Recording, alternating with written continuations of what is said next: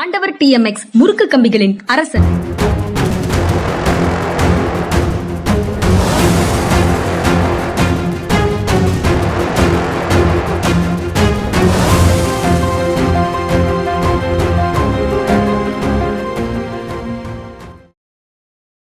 வணக்கம். இது மனிதா மனிதா சார். வணக்கம் சார். வணக்கம்ங்க. வணக்கம். பல பகுதிகள்ல மின்வெட்டு, குடிநீர் சப்ளை இல்லை அப்படிங்கிற மாதிரி விஷயங்களும், பெண்கள் பாதுகாப்பு தொடர்பான பிரச்சனைகளுமாக போராட்டம் அப்படின்லாம் நடக்குது.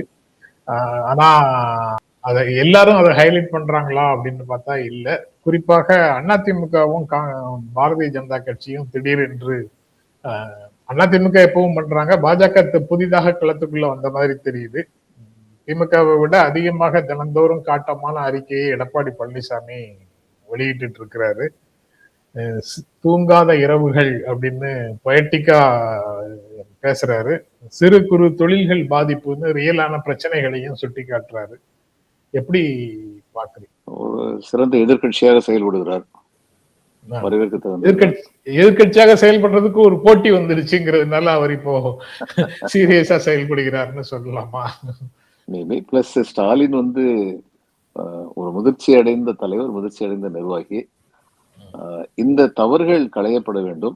ஆனா இந்த தவறுகளை வச்சு இந்த ஆட்சியே மோசமானதுன்னு சொல்லக்கூடாது அப்படிங்கிறதுல அவர் தெளிவா இருக்காரு. இப்பதான் வந்திருக்காங்க. இந்த ஓவர் எந்தூசியாஸ்டிக்கா சில பேர் போய் ஆபீஸ்ல உட்காந்து சட்டாம்பளத்தனம் பண்ணுவாங்க. அதெல்லாம் நடக்கும், எந்த ஒரு ஆட்சியிலையும் நடக்கும். அது கொஞ்ச நாள்ல சரியா போயிடும். ஆனா அந்த சட்ட ஒழுங்கு சீர்குலைவு அப்படின்னு சொல்லி 2-3 இன்சிடென்ட்ஸை வச்சுக்கிட்டு நாடே நாசமா போச்சுன்னு பேசக்கூடாது. அவங்க பேசின மாதிரியே நம்மளும் பேசக்கூடாது. ஆனா அதே சமயம் இப்படிப்பட்ட செயல்கள்ல குற்றங்கள் நடக்கும்போது விரைந்து நடவடிக்கை எடுக்கணும். குற்றவாளிகளை கண்டுபிடிக்கணும், இன்வெஸ்டிகேட் பண்ணணும், எவிடன்சஸ் கலெக்ட் பண்ணணும், சார்ஜ் ஷீட் பண்ணணும், கோர்ட்டுக்கு போகணும். இதெல்லாம் வந்து விரைந்து நடவடிக்கை எடுக்கணும் அப்படிங்கிற அளவுல தங்களை நிப்பாட்டிக்கிட்டு இருக்காங்க திமுகவினர். இவர் வந்து பழைய பாணியிலே திமுக ஆட்சியில சொன்னாரு நாடே நாசமா போச்சுன்னு. இப்ப இவங்க ஆட்சியிலேயே நாடே நாசமா போச்சுன்னு சொல்றாரு. தன்னிலை மாறாதவராக இருக்கிறார். பாரதிய ஜனதா கட்சி புதிதாக இந்த பிரச்சனை கோவையில் அந்த சிறுமி படுகொலைக்கு பிறகு நேரடியாக களம் வந்திருக்கிறாங்க. இது போன்றது ஒரு நிகழ்வுக்காக காத்திருந்தது போல வந்திருக்கிறாங்க. ஹெச் ராஜா முதலமைச்சர் வாய் திறந்தே ஏன் பேச மாட்டேங்கிறாருன்னு சொல்றாரு. டாக்டர் தமிழிசை கண்டனம் தெரிவிக்கிறாங்க. நயினார் நாகேந்திரன் குற்றவாளிகளை எல்லாம் நீங்க அமைச்சர்களாக்கிட்டீங்கன்னா குற்றவாளிகளுக்கு, வெளியில இருக்கிற குற்றவாளிகளுக்கு எப்படி பயம் இருக்கும் அப்படின்னு வேறு விதமான குற்றச்சாட்டை நேரடியாக முன்வைக்கிறாரு. அதையும் எப்படி சார் பாக்குறது? கொஞ்சம் கொஞ்சமா அதிர்ச்சியிலிருந்து தோல்வி அதிர்ச்சியிலிருந்து வெளியில வர்றாங்க, வெற்றிகரமான தோல்வியிலிருந்து இப்போ வெளியில வர்றாங்கன்னு அர்த்தமா? நயினார் நாகேந்திரன் குற்றவாளிகள் வந்து அமைச்சர்களாக்கின்னு சொல்றது வந்து இதுல ஒன்றிய அரசுலயும் பார்க்கலாமா? அங்க பாஜக அரசு எத்தனை குற்றவாளிகள் அமைச்சராக்கின்னு பார்க்கலாமா? கண்ணாடி வீட்டுக்குள்ள இருந்துட்டு கல்லெறிய கூடாது. இதெல்லாம் பேசுறதுக்கு தகுதி கிடையாது. நான் பல சமயம் வந்து சொல்லியிருக்கேன், திமுக ஆட்சியில வந்து குறைகள் இருக்கின்றன. அந்த குறைகளை சொல்வதற்கு நமக்கு எல்லா தகுதியும், வாக்காளர்களாகிய நமக்கு எல்லா தகுதியும் இருக்கிறது. ஆனால் பாரதிய ஜனதா கட்சிக்கு அந்த தகுதியே கிடையாதுன்னு முன்னாடியே சொல்லியிருக்கேன். அதுதான் நான் மறுபடியும் சொல்றேன். முதலமைச்சர் அமைதி காத்த மாதிரி தெரியல. அவர் ஒரு அறிக்கை விட்டுருக்காரு. அடுத்து வந்து அந்த சம்பந்தப்பட்ட குழந்தையுடைய தாயிட்ட வந்து பேசியிருக்காருன்னு சொல்லி செய்தி வந்தது. 2 இன்சிடென்ட் நடந்திருக்கு. அதுல ஒரு இன்சிடென்ட்லயாவது பேசியிருக்காருன்னு சொல்லி செய்தி வந்தது. சில விஷயங்கள்ல வந்து உடனடி, அதாவது இவர் வந்து எதிர்கட்சியில இருந்த போது என்னைக்கோ இறந்து போன ஒரு ஒரு மாணவியுடைய வீட்டுக்கு போக தெரிஞ்சது. அப்ப தன் ஆட்சியில இருக்கும் பொழுது இவர் நேர போயிருந்துக்கலாம்னு சொல்லி பேசுவாங்க. ஆனா ரியாலிட்டியா பார்த்தா அது மாதிரி பார்க்க முடியாதுங்க. ஒரு முதல்வர் வந்து 4 இடத்துல குற்றம் நடக்குதுன்னா 4 இடத்துல முதல்வர் போய் நிக்க முடியாது. நடவடிக்கை எடுக்கணும், தொடர்ந்து நடவடிக்கை. இதுக்கு முன்னாடி அவர் என்னமோ பேசினாரு, சரி அறியாப்பிள்ளைத்தனமா பேசிட்டாருன்னு போயிட வேண்டியதான். அதுக்கு மேல அதை பிடிச்சிக்கிட்டு நம்ம இழுத்துக்கிட்டு இது பண்ணவே முடியாது. இல்ல, அதுல அறியாப்பிள்ளைத்தனமா பேசுறாருன்னு போயிட வேண்டியதான்னு நீங்களும் நானும் சொல்லலாம். கட்சிக்காரங்க அதை சுட்டி காட்டணும்னு விரும்புறாங்க, சுட்டி காட்டுறாங்க. சுட்டி காட்டிக்கிட்டே இருக்கட்டும். அதுதான் அது ஒரு அரசியல் பண்ணணும்னு ஆசைப்படுறாங்க, அவங்க அரசியல் பண்ணிக்கிட்டோம். ஆனா உண்மை என்னன்னா, இப்ப இதுல வந்து சொல்லுவாங்க, ஆர்மியில வந்து சொல்லுவாங்க, the major leads at the front, but the general sits at the back அப்படின்னு சொல்லுவாங்க. அதாவது ஒரு இடத்துல வந்து இப்ப இவர் முதல்வர் வந்துட்டாருன்னு வைங்க, முதல்வர் வந்து ஒரு பிரச்சனைக்கு தீர்வு காணலாம், அடுத்து எங்க போகணும்? அவர் தான் ஃபைனல் பாயிண்ட். அதனால தன்னுடைய பெட்டாலியன் தான் அனுப்புவாங்க, மாவட்ட ஆட்சியர் அனுப்புவாங்க, எம்எல்ஏ அனுப்புவாங்க, அமைச்சர் அனுப்புவாங்க. இப்படி நடைபெறும். எல்லா இடத்துக்கும் முதல்வரே போகணும்னு சொல்லி எதிர்பார்க்க முடியாது. இவங்க எதிர்கட்சியில பேசதான் செய்வாங்க. என்ன இவர் பேசாத பேச்சா? அப்ப இவங்களும் பேசத்தான் செய்வாங்க. அது அரசியல். அதுல இருந்து தான் வருது. இவர் பேசியதுல இருந்து தான் இப்ப வர்ற ரியாக்ஷன்ஸும் வருது. அதுக்கப்புறம் இந்த பவர் கட்டுக்கும் மற்ற விஷயங்களுக்கும் காரணம் சொல்றதை ஏத்துக்க முடியாது அப்படிங்கிறதையும் சொல்றாங்க எதிர்கட்சிகள். அதாவது கருப்பு ஆடு, எக்யூப்மெண்ட்ல குறை இருந்தது, அதனாலதான் பவர் சப்ளைல பிரச்சனை இருக்கு அப்படின்னு சொல்றது எல்லாமே சாக்கு போக்கு. இந்த மாதிரி புதிய ஆட்சி இதனால சாக்கு போக்கு எல்லாம் சொல்லாம தீர்வு காண்பதற்கு முயற்சி செய்யுங்க அப்படின்னு எடப்பாடி பழனிசாமியும் குறிப்பிடுறாரு, டாக்டர் அன்புமணியும் சொல்றாரு. தீர்வு காண்பதுதான் அவங்க கடமையை தவிர சாக்குப்போக்கு சொல்றது இல்லை அப்படின்னு சொல்றாரு. நீங்க எப்படி பாக்குறீங்க? அது சரிதான். ஆனா சில சமயம் இந்த மாதிரி மிஸ்ஷிப் நடக்கிறது உண்டு. ஜெயலலிதா பதவியேற்ற பொழுது அவர் பேர் பின்னாடி வந்து உள்துறை செயலாளர் மிகச்சிறப்பான மிக நேர்மையான ஒரு அதிகாரி.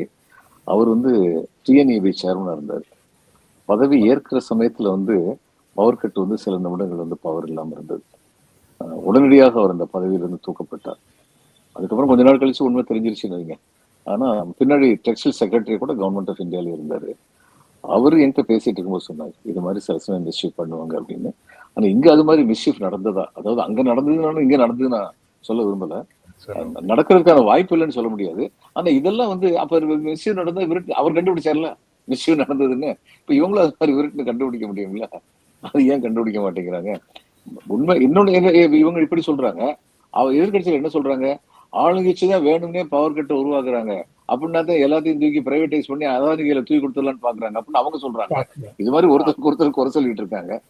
உண்மை என்னன்னு சொல்லி கண்டுபிடிச்சு உடனடியாக நடவடிக்கை எடுக்கும். நான் ஏற்கனவே சொன்னபடி சம்மர்ல வந்து பவர் ஷார்டேஜ் வந்து ஜாஸ்தியா இருக்கும், வெளியில இருந்து வாங்குவாங்க. அந்த வெளியில இருந்து வாங்குறதுக்கு திடீர்னு சொல்லி இந்த ஸ்பாட் டெண்டர்னு சொல்லுவாங்க. அந்த ஸ்பாட் டெண்டர்ல எப்பயுமே விலை வந்து ஜாஸ்தியா இருக்கும். அப்போ அதிகாரிகள் வந்து அப்படிப்பட்ட ஒரு உத்தரவு வந்தாலும் ஸ்பாட் டெண்டர் போட மாட்டாங்க. போட்டா நாளைக்கு அவங்க மேல ஒரு விஜிலன்ஸ் கரப்ஷன் அதுன்னு சொல்லி ஏதாவது கேஸ் வந்துடும் அப்படின்னு சொல்லிட்டு போட மாட்டாங்க.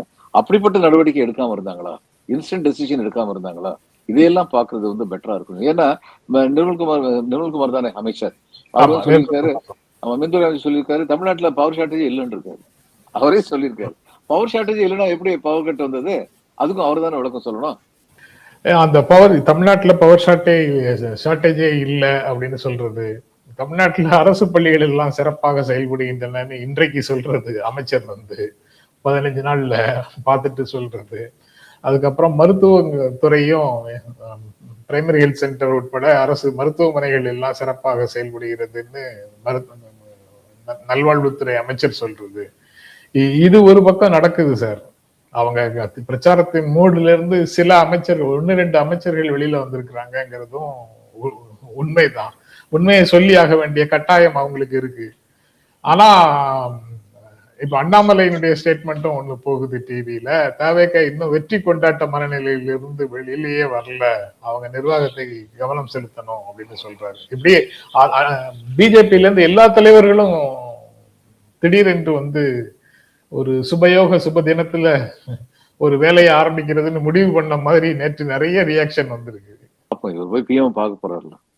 ஆனா இதே சமயம் இன்னொரு கல்வி அமைச்சர் சொல்லியிருக்காரு, பிரதானா கல்வி அமைச்சர் சொல்லியிருக்காரு, இவர் ஒத்துழைப்பு கொடுப்பான்னு எதிர்பார்க்கிறோம், பிஎம் ஸ்ரீ எல்லாம் பத்தி நாங்க பேச போறோம் அப்படின்னு சொல்லியிருக்காரு நம்ம முதல்வர் பற்றி. அப்புறம் விடுதலை சிறுத்தைகள் கட்சியில இருந்து முன்னாள் எம்எல்ஏ செய்யூர் எம்எல்ஏவா இருந்தாரு போன டேர்ம்ல, பனையூர் பாபு விலகி இருக்கிறாரு. திருமாவளவனுடைய தேவைக்கு ஆதரவு நிலைப்பாட்டை எதிர்க்கிறார். அது அம்பேத்கர் பேசிய, பெரியார் ஈவேரா பேசிய அரசியலையும் கொள்கைகளையும் வீழ்த்துவதற்கு வந்தவர் விஜய் அப்படின்னு கடந்த காலங்கள்ல பேசிட்டு இப்ப எப்படி அந்த அரசுக்கு ஆட்சிக்கு ஆதரவு கொடுக்க முடியும் அப்படின்னு சொல்றாரு. இது கட்சியிலிருந்து வெளியில போறதுன்னு முடிவு எடுத்துட்டா எல்லாரும் சொல்ற மாதிரியான ஸ்டேட்மெண்ட் தான், அதுல ஒன்றும் வேறுபாடு இல்லை. பட் இந்த மாதிரி அக்கேஷன்ஸ்ல கட்சியை விட்டு வெளியில போறதை தவிர வேற ஆப்ஷன்ஸ் இல்லையா சார்? எந்த சூழல்ல வெளியில போறாங்க, எந்த சூழல்ல மெஜாரிட்டி கட்டுப்பட்டு இருக்காங்க? சிந்தனை செல்வனுக்கு வந்து இவருடைய சிந்தனைகள் இருந்தது. அவரும் வந்து காட்டமாக அறிக்கை விட்டிருந்தாரு, தாவேக்காவுக்கு எதிராக அறிக்கை விட்டிருந்தாரு. ஆனா அவர் கட்சியை விட்டு போகல. அதுக்கப்புறம் இவர் வெளியேறினதுக்கு அப்புறம் சிந்தனை செல்வன் வந்து நட்பு ரீதியா சொல்றேன் வாங்க பேசி தீர்த்துக்கணும் போகக்கூடாதுன்னு சொல்லும் பொழுது ஒரு வார்த்தை, முக்கியமான வார்த்தை சொல்லியிருக்காரு. சில சமயம் பிள்ளைங்க பின்னாடியே ஓட வேண்டிய நிலைமை இருக்கும் தாய்க்கு. அதனால பிள்ளைங்கள் செய்யறதெல்லாம் ஆதரிக்கிறான்னு அர்த்தம் கிடையாது. அதான் இன்னைக்கு வந்துங்க விடுதலை சிறுத்தைகளுடைய தொண்டர்கள் பல பேர் தாவேக்கா பக்கம் தான் இருக்காங்க. ஓட்டு போட்டதும் தாவேக்காவுக்கு தான் போட்டாங்க. தாவேக்காவோட சேரணும்னு சொல்லிதான் கட்சியில பெரும்பாலானுடைய அபிப்பிராயம் இருக்கு. அதுதான் அவர் மறைமுகமா சொல்றாரு. அதனால இன்னைக்கு அவங்க கூடயே போயிட்டு தான் அப்புறம் அவங்க நம்ம பக்கம் இழுக்கணும் அப்படிங்கிறாரு. அப்ப சொல்ல வர்றது என்னன்னா, நாங்க வந்து ஸ்ட்ராட்டஜிக்கலா தான் அங்க போய் சேர்ந்திருக்கோம், நீங்க அதை தப்பா எடுத்துக்காதீங்க அப்படிங்கிற மாதிரி சொல்ல வர்றாரு. பட் அது தியரிட்டிக்கல்லி அது கரெக்டா வருமா? இல்ல ஆபத்தான வேலைகள் இல்ல பிராக்டிகலாவும் கரெக்டா வரல, தியரிட்டிக்கலாவும் கரெக்டா வரல. அவர் ஏன்னா எலெக்ஷனுக்கு முன்னாடி இருந்தே இவர் வந்து திரும்ப வந்து விதவிதமா பேச ஆரம்பிச்சிட்டாரு. எலெக்ஷனுக்கு முன்னாடி இருந்தே அந்நேரமே வந்து நம்மள இதை பத்தி பேசியிருக்கோம். இந்த மாதிரி பேசாமல் இருந்துதான் நன்றாக இருந்திருக்கும், காட்டுமன்னாரில் போட்டியிட போவதாக சொல்லாமல் இருந்திருந்தால் நன்றாக இருந்திருக்கும், இதுக்கப்புறம் இந்த தேர்தலுக்கு அப்புறம் அரசியலில் பல மாற்றங்கள் வரும் என்று சொல்லாமல் இருந்தால் நன்றாக இருந்திருக்கும், அல்லது அந்நேரமே போயிருக்கணும், தாவேக்கா பக்கம் போயிருக்கணும். அப்படி போயிருந்தா கூட அது ஒரு விதத்துல இந்த கூட்டணிக்கு நன்மையாக இருந்திருக்கும். அவங்களும் போய் காங்கிரஸும் போயிருந்தா நன்மையாத்தான் இருந்திருக்கும். அதுல எனக்கு கம்பேரிசன் ஒண்ணு வருது. தலைவர்களுக்கு இதை தவிர வேற வழியே இல்லையா? அதாவது ஜோதி பாசு பிரைம் மினிஸ்டர் ஆகணும் அப்படின்னு ஒரு முயற்சி, அதாவது பவர்ஃபுல் சீஃப் மினிஸ்டர், பல 10 ஆண்டுகளாக சீஃப் மினிஸ்டரா இருக்காரு, பல தேர்தலில் வெற்றி பெற்று சீஃப் மினிஸ்டரா இருக்காரு. சிபிஎம்முக்குள்ள ஒரு டால் பர்சனாலிட்டி ஜோதி பாசு. அன்றைய all India general secretary Harkishan Singh Surjit, அவரும் சுதந்திர போராட்ட வீரர், டால் பர்சனாலிட்டி தான். அவங்க 2 பேரும் ஒரு கருத்தை முன்வைத்து சென்ட்ரல் கமிட்டிலேயோ பொலிட் பியூரோலேயோ ரெசல்யூஷன் கொடுக்கறாங்க. அதற்கு எதிராக கட்சி அமைப்பு முடிவு செய்யுது. அப்ப அந்த பெரும்பான்மைக்கு கட்டுப்பட்டு அவங்களும் அந்த கொடுத்த கட்சி தீர்மானத்துக்கு தகுந்த மாதிரி செயல்பட வேண்டியதாக இருக்குது. இதே மாதிரி தான் தப்பா போற பிள்ளைகள் பின்னாடியே ஓடணுங்கிறது தான் அங்கேயும் நிலைமையா? அந்த மாதிரி கூட்டங்கள்லயும் நிலைமையா? இல்ல அதை டெமோக்ராட்டிக் ப்ராசஸ்னு பார்க்கணும். இல்ல, அந்த கூட்டங்கள்ல நிலைமை வேற இல்ல. இங்க வந்து கட்சி தலைமையில இருக்கிறது வந்து திருமா கட்சி தலைமை வந்து மத்தவங்க சொல்றதுக்காக வேண்டி அவங்க பின்னாடியே ஓடுறாங்கன்னு சொல்லி சிந்தனை செல்வன் சொல்றாரு. அன்னைக்கு கட்சி தலைமையில இருந்தவங்க சொன்னதுக்கு மாறுபட்ட கருத்து உள்ள ஜோதி பாசுவும் இவரும் கட்டுப்பட்டாங்க. இன்னைக்கு கட்சி தலைமைன்னா இவங்க தானே sir. All India general secretary இவர் தான். பர்சனாலிட்டின்னு பார்த்தா இவங்க 2 பேருக்கும் நிகரான பர்சனாலிட்டி கிடையாது. விஎஸ் அச்சுதானந்தன்லாம் இங்க இருக்காரு, ஆனா பொசிஷன்ல எதுவும் இல்லாம இருக்காரு. பிரகாஷ் கரத் வந்து ரொம்ப ஸ்ட்ராங்கா யங் டர்க்கா இருந்தார்ல கட்சிக்குள்ள. நேரம் பிரகாஷ் கரத்தும் அவருடைய ஹோல்டு இருந்தது. பட் அபிஷியல் பொசிஷன் எதுவும் கிடையாது. அபிஷியல் பொசிஷன் கிடையாதுங்க. ஆனா அவங்க சொன்ன கருத்துக்கள் வந்து ரொம்ப ஸ்ட்ராங்கான கருத்துக்கள். நம்ம டைல்யூட் ஆயிருவோம் நீங்க போனீங்கன்னா அப்படின்னு சொன்னாங்க. இவங்க 2 பேரும் உண்மையான கம்யூனிஸ்டுகள், அதையும் நம்ம மனசுல வச்சுக்கணும். ஜோதி பாசும் சுர்ஜித்து உண்மையான கம்யூனிஸ்டுகள். பதவி வேணுங்கிறதுக்காக என்ன வேணாலும் செய்வேன்னு சொல்றவங்க இல்ல, பதவியை தேடி ஓடிடணும்னு சொல்றவங்க இல்ல. அதனால ஏத்துக்கிட்டாங்க. நீங்க கட்சி கட்டுப்பாடு சொல்லும்போது இன்னொன்னு சொல்றேன். கானிகாந்த் சௌத்ரின்னு சொல்லி காங்கிரஸ் மினிஸ்டர் ஒருத்தர் இருந்தாரு, ரயில்வே மினிஸ்டரா தான் இருந்தாரு. மால்டா டிஸ்ட்ரிக்ட்ல அவர் வச்சதான் வருஷம். அவருக்கு பதவி கொடுக்கலன்னு ராஜீவ்காந்தி படத்தை கீழே போட்டு மிதிச்சாங்க காங்கிரஸ் தொண்டர்கள். அப்ப பாத்துங்க அவர் எவ்வளவு செல்வாக்கா இருந்திருப்பாங்க. 77ல சிபிஎம் ஜெயிச்ச உடனே அவர்கிட்ட வந்து கேட்டாங்க இந்த சீக்கிரம் கவுந்துருமான்னு. அதுக்கு அவர் என்ன சொன்னாரு, நம்ம கட்சி வந்து ஒரு கலகலத்தை கூடாரம். 71ல இந்த சிபிஎம் நாசமாக்கிட்டு சித்தார்த்த சங்கரை வந்து பதவிக்கு வந்தாரு. அந்நியாரம் கட்சி கட்டுப்பாட்டை மீறினாங்கன்னு 22 பேர் மேல நடவடிக்கை எடுத்த கட்சி அந்த கட்சி. அப்படி துவண்டு நின்ற நிலைமையிலையும் கட்சி கட்டுப்பாடு முக்கியம் அப்படின்னு சொல்லி நடவடிக்கை எடுத்தவங்க. அந்த கட்சியோட நம்ம கட்சியை வந்து ஒப்பிடவே முடியாது. அடுத்த 30 வருஷத்துக்கு இவங்களை அசைக்கவே, அந்நேரம் சொன்னாருங்க 77ல சொன்னாரு, அடுத்த 30 வருஷத்துக்கு இவங்களை அசைக்கவே முடியாது அப்படின்னாரு. ஏன்னா தனிப்பட்ட முறையில அவர் இதா இருந்த போது ரயில்வே மினிஸ்டர் இருந்தது, டிஸ்ட்ரிக்ட் மினிஸ்டர் அந்த ஸ்டேட் மினிஸ்டர்னு போடுவாங்க. மீட்டிங்ல நான் கலந்துகிட்டு இருக்கேன். தனிப்பட்ட முறையில பேசும்போது அவர் சொன்னாரு, நம்ம வந்து சில இதுல இருந்தோம், ஏழைவாழைகளை நன்மை செய்யலன்னு இல்ல, ஏழைவாழைகளுக்கும் நன்மை செஞ்சோம். அவர் வார்த்தை அருமையான வார்த்தை, ஏழைவாழைகளுக்கும் நன்மை செஞ்சோம். ஆனா ஏழைவாழைகளுக்கு மட்டும்தான் நன்மை செய்வேன்னு ஒருத்தன் கிளம்புனதுக்கு அப்புறம் நம்ம எங்க போய் நிற்போம்? இதுதான் அவர் சொன்னது. சிபிஎம் அப்படிப்பட்ட ஒரு கட்சியா வந்துச்சு. ஆனா அப்படிப்பட்ட ஒரு கட்சியை இன்னைக்கு விடுதலை சிறுத்தைகளையோ தமிழ்நாட்டுல இந்த கம்யூனிஸ்டுகளை தவிர வேறு எந்த கட்சியுமே அது மாதிரி சொல்ல முடியாது. இதுதான் உண்மை. இதுல திமுகவோட மனிதநேய மக்கள் கட்சி இருக்கக்கூடிய உறவு அது வந்து தேர்தல் காலத்து உறவு இல்ல, கொள்கை உறவு அப்படின்னு அவங்க திரும்பவும் ரீட்ரேட் பண்ண வேண்டிய ஒரு சூழல் வந்துருச்சு. ஏன்னா அவர் சொல்றதை நான் நம்புவேன். ஏன்னா 5வது தீர்மானமா இதை போட்டிருந்திருக்காங்க. அவர் சொல்றாரு அந்த 5வது தீர்மானத்தை மட்டும்தான் பத்திரிகைகள் பெருசுபடுத்துறாங்க. முதல் 4 தீர்மானத்தை படிச்சு பார்த்தா உங்களுக்கு தெரியும் நாங்க திமுகவோட தான் நெருக்கமா இருக்கோங்கிறத அழுத்தம் திருத்தமா சொல்லியிருக்கோம் அப்படின்னு சொல்லியிருக்காரு. அது நம்பக்கூடியதா தான் இருக்கு. ஏன்னா மக்கள் நல கூட்டணி வச்ச போதே அவங்க போல அதாவது மக்கள் நல கூட்டு இயக்கம் அப்படின்னு அரசுக்கு எதிரான போராட்டங்கள் நடத்தும் போது மறுமலர்ச்சி திமுக, விடுதலை சிறுத்தைகள், சிபிஐ, சிபிஎம் 4 கட்சிகளோட 5வது கட்சியாக இருந்தது மனிதநேய மக்கள் கட்சி அல்லது தமிழ்நாடு முஸ்லிம் முன்னேற்ற கழகம். அது தேர்தலுக்காக இது மக்கள் நல கூட்டணின்னு மாறும்போது அவங்க தெளிவா சொன்னாங்க, இது கதைக்காகாது, தேர்தல் இல்லைன்னா நாங்க திமுகவோட தான் போய் சேருவோம்னு சொல்லிட்டு அப்ப போய் சேர்ந்தாங்க.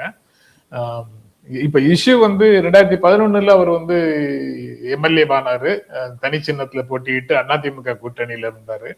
2016 திமுக கூட்டணிக்கு வந்துட்டாரு, ஆனா வெற்றி பெறவில்லை. 2021, 26 2லயும் உதயசூரியன் சின்னத்துல போட்டியிட்டு வெற்றி பெற்றிருக்கிறாரு. இப்போ அந்த 10 வருடங்களுக்கு மேல போட்டியிடாமல் இருந்தால் கட்சியினுடைய பதிவு ரத்து செய்யப்படும் அப்படின்னு ஒரு நிலைமை இருக்கிறதுனால தனி சின்னத்திற்கு போட்டியிட ரெசல்யூஷனை சேர்த்திருக்காங்க. அத மிஸ்சிவஸா ஐயுஎம்எல்லோட லிங்க் பண்ணி மீடியால போர்ட்ரே பண்ணிட்டாங்க. அதனாலதான் அவர் திரும்ப நேற்று ரீட்ரீட் பண்ண வேண்டியது வந்திருக்குது. இந்த நேரத்துல இன்னொன்னு சொல்லணும் அந்த கட்சியை பத்தி. டி நகர்ல வந்து அந்த வெள்ளம் வந்திருந்த போது சாக்கடை தண்ணியை வந்து இந்த முஸ்லிம் இளைஞர்கள் தான் அந்த இடத்துக்கு போய் சாக்கடை தண்ணியை கையால எடுத்து ஊத்தி அந்த இடத்த சுத்தம் பண்றதுக்கு முயற்சி பண்ணாங்க. இதெல்லாம் மறக்கக்கூடாது. நம்ம அவங்க வந்து எந்த விதமான ஜாதி மத வேற்றுமை எல்லாம் பார்க்காம அங்க போய் சர்வீஸ் பண்ணாங்க. அது என்னால மறக்கவே முடியாது. தமிழ்நாடு முஸ்லிம் முன்னேற்ற கழகத்தினுடைய ஏதோ ஒரு சில்வர் ஜூபிலியா அந்த மாதிரி ஒரு ஃபங்க்ஷனுக்கு நான் சொல்லும் போது சொன்னேன், பல கட்சிகள் வந்து பொதுவான பெயர் வச்சுட்டு குறிப்பான நபர்களுக்கு சேவை செய்துட்டு இருக்கிறாங்க. நீங்க குறிப்பான பெயர் வச்சுக்கிட்டு எல்லாருக்குமான சேவையை செஞ்சிட்டு இருக்கிறீங்க அப்படின்னு சொல்லி. தமிழ்நாடு முஸ்லிம் முன்னேற்ற கழகம்ங்கிறது அமைப்போட பெயரு, ஆனா சர்வீஸ் வந்து எல்லாருக்குமான சர்வீஸ். சிலர் வந்து ஜெனரலான ஒர்க்கிங் கிளாஸ் மூவ்மெண்ட் அல்லது அந்த மாதிரி ஏதாவது ஒரு பெயர், பாட்டாளிகள் அப்படின்னு ஏதாவது ஒரு பொதுவான பெயர்ல வச்சுக்கிட்டு குறிப்பான ஒரு ஒரு சாதியினருக்கு மட்டும் அல்லது அதுதான் போக்கஸ் அப்படிங்கிற மாதிரி பொதுவான பெயர்ல இருந்து குறிப்பான வேலைகளை செய்யறாங்க. நீங்க குறிப்பான பெயர் வச்சுட்டு பொதுவான வேலைகளை செய்யறீங்க அப்படின்னு சொன்னேன். எனக்கு அது நினைவுக்கு வருது. அது நேற்றுதான் நம்ம தற்செயலாக பேசணும். ஐயுஎம்எல் மட்டும் இல்ல, பல அமைப்புகள் இருக்குன்னு இங்க பேசணும். அதுக்குள்ள நேற்று அவர் செய்திக்கு உள்ள வந்து எல்லா விளக்கமும் வேற கொடுத்துட்டாரு. அது தவிர அந்த அதிமுக தங்களுடைய வேறுபாடுகளை மறந்து ஒன்றாக சேர்ந்து விடுவார்கள் அப்படின்ற மாதிரி ஒரு செய்தியும் இருக்குது. எடப்பாடி பழனிசாமி அவர்களை மீண்டும் சேர்த்துக் கொள்வார், ஒரு சிலருக்கு மட்டும் பதவி கொடுக்க மாட்டாரு, மீதி எல்லாருக்கும் பழைய மாவட்ட செயலாளரை கொடுத்துருவாரு அப்படின்ற மாதிரி ஒரு செய்தி ஒரு நாளிதழ்ல இருக்கு. நீங்க அதை எப்படி சார் பாக்குறீங்க? அந்த ஒருத்தர் யாருங்க? ஒரு சிலர் இருக்காங்க. சண்முகம் இருக்கலாம், சண்முகம் இருப்பாரு. பாவம். எனக்கு இவங்க இந்த 25 எம்எல்ஏ நிலைமையை பார்த்தா, முதல்ல வந்து வந்தாரு விஜய், வந்து பொன்னாடி எல்லாம் பொறுத்தினாரு, ரொம்ப நம்பிக்கையோடு இருந்தாங்க. அதுக்கப்புறம் விஜயும் போன்ல வரலையா, அவர் யாரெல்லாம் வந்து வாங்க சேர்ந்துக்கன்னு சொன்னாங்களோ அவங்களும் போன்ல வரலையா அப்படின்னு சொல்லி விரக்தியால இருக்காங்கன்னா, வஞ்சிக்கோட்டை வாலிபன்ல வந்து ஒரு பாட்டு ஒண்ணு தங்கவேல் பாடுவாரு, தேடி தேடி அலையிறனே அரகரோ உன் தரிசனம் கிடைக்கலையே அரகரோ அப்படின்னு சொல்லி சொல்ற. அதுதான் ஒரு பாவம். விஜய் ரொம்ப ராஜேந்திரமா பண்ணிட்டாரு விஜய்னு சொல்லி இப்ப ஒரு இமேஜ் வரும், தவிர்க்க முடியாத ஒரு இமேஜ் வரும். ஓகே சார், இதுதான் மேஜராக. மற்றபடி பவர் கட்டு இந்த மாதிரி போராட்டங்கள் செய்திகள் தான் அதிகமாக வருது. குற்ற செய்திகளும் வருது. அதை எப்படி சீக்கிரமாக எல்லா விஷயங்களையும் இதுல எனக்கு என்ன கவலை விட்டதுன்னா, இந்த பவர் கட் வருது, இதெல்லாம் வந்து அட்மினிஸ்ட்ரேட்டிவ் ப்ராப்ளம்ஸ், அதை அவங்க ஓவர் கம் பண்ணணும். சில இடங்கள்ல வந்து தாவேக்கா பேர்ல அதீதமாக நடந்துக்கிறாங்க அப்படிங்கிற இது வரும்போது, இது முதல்ல வந்து புசி ஆனந்த் வந்து சொல்லியிருக்காரு, இந்த பிறந்த நாள் விழா அதுன்னு சொல்லிட்டு இதெல்லாம் பண்ணாதீங்கன்னு சொல்லியிருக்காரு. அந்த அளவு சொல்லியிருக்காரு. நான் நினைக்கிறேன் இது சிஎம் வந்து ரொம்ப ஸ்ட்ரிக்டா ஒரு வேர்டு சொல்லணும். தாவேக்காவுடைய பேரை களங்கப்படுத்தாதீங்க, எந்த விதமான அத்துமீறலும் நடக்கக்கூடாது, அதுதான் நீங்க எனக்கு காட்டுற உண்மையான அன்பு அப்படிங்கிற மாதிரி ஏதாவது அவர் கண்டிப்பா சொல்லணும். ஏன்னா அவர் இன்னும் வாய் திறக்காம இருக்காரு. இந்த மாதிரி விஷயங்கள் அவர் எப்பயுமே வாய் திறக்கல. டிரான்ஸ்ஃபார்மர் மேல ஏறிக்கிறான் ஒரு தொண்டை ஒரு பிரச்சார கூட்டத்துல, அந்நேரம் ஒரு வாய் திறக்கல. அந்த மாதிரி இருக்கக்கூடாது அப்படின்னு நினைக்கிறேன். he should come out. அவ்வளவு. கூடவே பொய் செய்திகளை வெளியிடக்கூடிய அவங்களுடைய படைகளையும் கட்டுப்படுத்தணும். ஆமா, போதும், எலெக்ஷனோட நிப்பாட்டிங்க, இதெல்லாம் எலெக்ஷனோட நிப்பாட்டிங்க.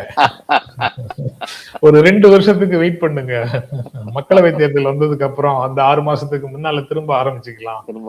அது வரைக்கும் மக்களுக்கு உண்மையை சொல்வதற்கு முயற்சி செய்வோம் அப்படின்னு நினைக்கணும். ஓகே, உங்களுக்கு ஒண்ணு நினைவு இருக்குங்க, ஒரு தரம் இல்ல பல தரம் நான் சொல்லியிருக்கேன், இந்த டிஎம்கேடைய ஐடி விங் வெளிப்போடு இருக்கணும்னு நம்ம இதுல பல தரம் சொல்லியிருக்கேன்.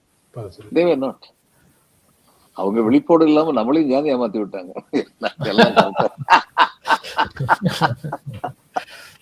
அவ்வளவுதான். பல ஃபேக்டர்ஸ் இருக்கு சார். அது ஒரு ஃபேக்டர். அது இப்படி நம்ம தனியாக ஒரு விஷயத்த சொன்னோம்னா அது மட்டுமே எனக்கு குற்றம் சாட்டின மாதிரி ஒரு டோன் வந்துட போகுது. இல்ல, இது வந்து இது வந்து சமூக வெளியிட.